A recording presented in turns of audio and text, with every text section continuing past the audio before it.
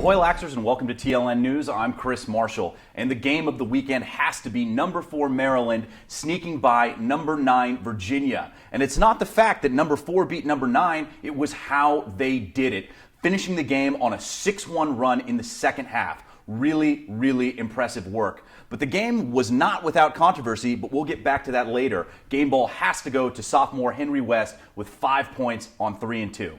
It was pretty much status quo around the rest of the NCAA this weekend as well, with the only upset coming when Brown beat number 9 Princeton. You have Penn beating Yale, UNC beating Hopkins, number 1 Loyola taking care of Colgate, number 2 Cornell dispatching Dartmouth, Denver beating up on Georgetown, and of course Syracuse sneaking by Notre Dame in their fancy new softball uniforms. But it was also a historic day for Fox Sports 1 with the very first lacrosse broadcast going out on their network where St. John's beat Providence. Be on the lookout for the Big East Lacrosse Championship also airing on Fox Sports 1 on May the 3rd.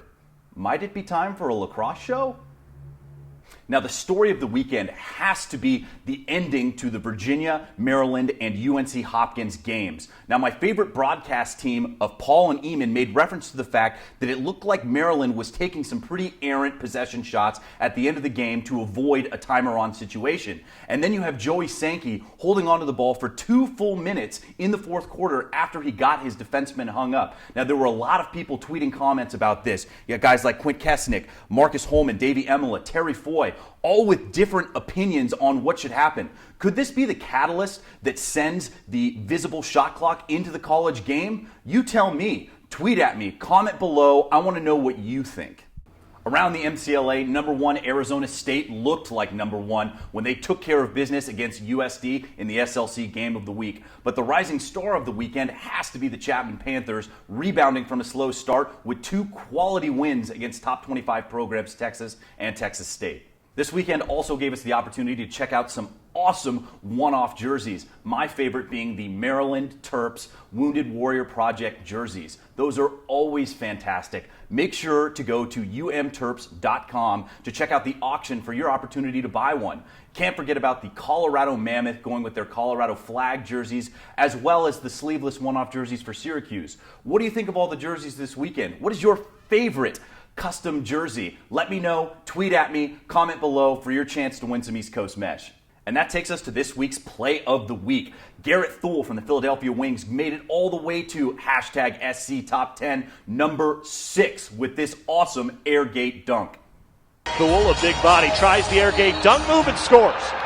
And for Philadelphia, it's 4th that it's scored. Did they just practice that in Philadelphia? Did they do a dunk drill? Because that looked like Westerville, frankly. Half hour on dunking? Yeah. I don't know if that's just one of their line drills or what. But not allowed in warm-ups in the NCAA tournament, as we learned a week ago.